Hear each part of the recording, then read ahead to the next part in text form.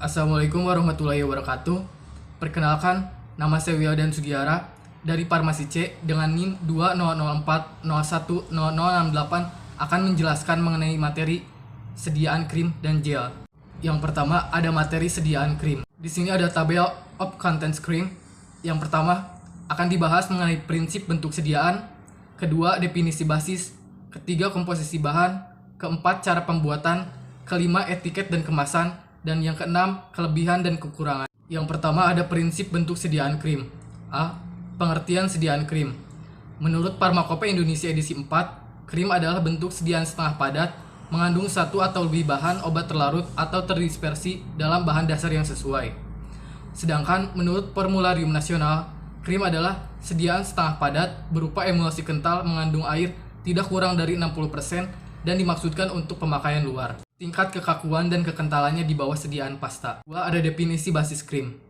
Basis krim adalah bagian terbesar dari bentuk sediaan krim. Umumnya basis bertendensi memperlambat absorpsi, obat menembus epidermis dan permukaan mukosa. Basis krim yang dibuat terdiri dari dua fase, yaitu fase minyak berupa parafin cair, adipselanae dan asam stearat, dan fase air berupa triethanolamin, nipagin, dan nipasol.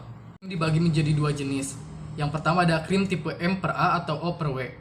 Krim tipe M per A ini adalah krim dengan fase terdispersi minyak dan fase pendispersinya air, di mana pembuatan krim M per A ini sering menggunakan zat pengemulsi campuran dari surfaktan yang umumnya merupakan rantai panjang alkohol, walaupun untuk beberapa sediaan kosmetik pemakaian, asam lemak lebih populer. Contoh krim tipe ini adalah punishing cream, di mana punishing cream ini digunakan sebagai pelembab dan dapat meninggalkan lapisan berminyak atau film pada kulit. Yang kedua ada krim tipe A per M atau W per O. Krim tipe A per M ini adalah krim dengan fase terdispersinya air dan fase pendispersinya minyak. Untuk menstabilkan krim tipe ini adalah digunakan ion-ion polipalen seperti magnesium, kalsium, dan aluminium dengan membentuk ikatan silang dengan gugus polar bahan-bahan lemak. Contohnya cold cream, di mana cold cream ini digunakan untuk maksud memberikan rasa dingin dan nyaman pada kulit sebagai krim pembersih berwarna putih dan bebas dari butiran. B. Bahan-bahan penyusun krim, antara lain yang pertama ada zat berkhasiat, minyak, air, dan pengemulsi, di mana pengemulsi ini disesuaikan dengan sifat dan jenis krim. Yang kelima ada etiket dan kemasan sediaan krim. Untuk etiket biru adalah etiket yang digunakan untuk obat yang tidak dikonsumsi melalui saluran pencernaan. Salah satunya krim karena sediaan krim sendiri digunakan untuk tujuan pemakaian luar atau topikal. Berikut contoh etiket dari sediaan krim. Selanjutnya ada kemasan. Penyimpanan krim biasanya dikemas baik dalam botol atau dalam tub. Botol yang digunakan biasanya berwarna gelap atau buram. Wadah dari gelas buram dan berwarna berguna untuk krim yang mengandung obat yang pekat terhadap cahaya. Sedangkan untuk tub biasanya terbuat dari kaleng atau plastik. Beberapa di antaranya diberi tambahan kemasan bila krim akan digunakan untuk penggunaan khusus. Tub dari krim kebanyakan dikemas dalam tub kaleng dan dapat dilipat yang dapat menampung sekitar 8,5 gram krim. Berikut contoh kemasan dari sediaan krim. Materi terakhir dari sediaan krim ini adalah kelebihan dan kekurangan sediaan krim. Untuk kelebihannya, yang pertama ada mudah menyebar rata, kedua praktis, ketiga cara bekerja langsung pada jaringan setempat, keempat aman digunakan dewasa maupun anak, yang kelima bisa digunakan untuk kosmetik, dan yang keenam bisa meningkatkan rasa lembut dan lentur pada kulit. Sedangkan untuk kekurangan sediaan krim, yang pertama ada mudah kering dan mudah rusak khususnya tipe A per M. Yang kedua ada susah dalam pembuatan karena pembuatan krim harus dalam keadaan panas. Yang ketiga mudah lengket terutama tipe A per M. Keempat, mudah pecah disebabkan dalam pembuatan formulanya tidak pas. Dan yang terakhir, ada pembuatannya harus secara aseptis. Materi selanjutnya adalah sediaan gel. Berikut ini adalah tabel of contents gel. Yang pertama ada prinsip bentuk sediaan. Yang kedua ada definisi basis. Yang ketiga ada komposisi sediaan. Yang keempat ada cara pembuatan. Dan yang kelima ada etiket dan kemasan. Serta yang keenam ada kelebihan dan kekurangan. Yang pertama ada prinsip bentuk sediaan gel. A. Pengertian sediaan gel. Menurut Pharmacopeia Indonesia edisi 4, gel kadang-kadang disebut jelly adalah sistem semi padat terdiri dari suspensi yang dibuat dari partikel anorganik yang kecil atau molekul organik yang besar dan terpenetrasi oleh suatu cairan. Sedangkan menurut Formularium Nasional, Gel adalah sediaan bermassa lembek berupa suspensi yang dibuat dari jarak kecil senyawa organik atau makromolekul senyawa organik, dan masing-masing terbungkus serta saling terselap oleh cairan. Selanjutnya, B. Sifat dan karakteristik sediaan gel. Yang pertama ada swelling atau dapat mengembang, yang kedua ada sineresis, massa gel tegar, yang ketiga ada areologi, memberi sifat aliran yang khas, dan yang terakhir ada elastis dan rigiditas atau kekakuan. Untuk C, ciri-ciri sediaan gel. Yang pertama ada jernih, lunak, kenyal, dan tembus cahaya. Yang kedua ada definisi basis gel. Basis gel adalah bahan utama dalam formulasi sediaan gel. Ada berbagai macam basis gel yang dapat digunakan, baik dari alam, semi-sintesis maupun sintetis.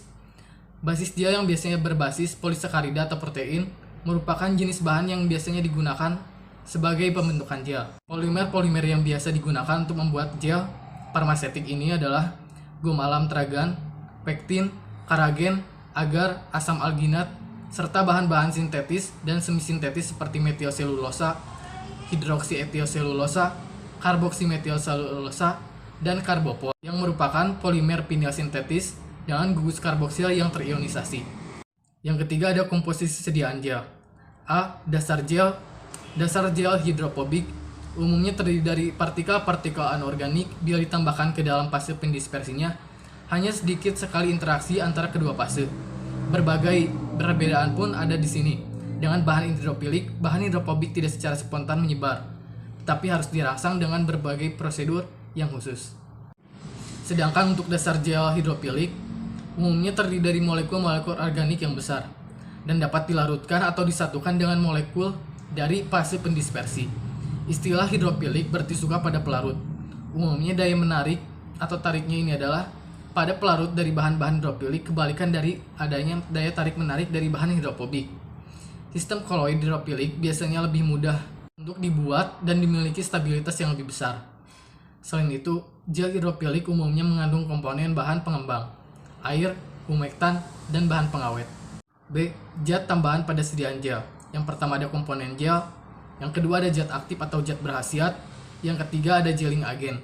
Contoh gelling agen yang pertama ada CMCNA, metilselulosa, asam alginat, sodium alginat, kalium alginat, kalsium alginat, agar, karagenan, locus bingam, pektin, serta gelatin.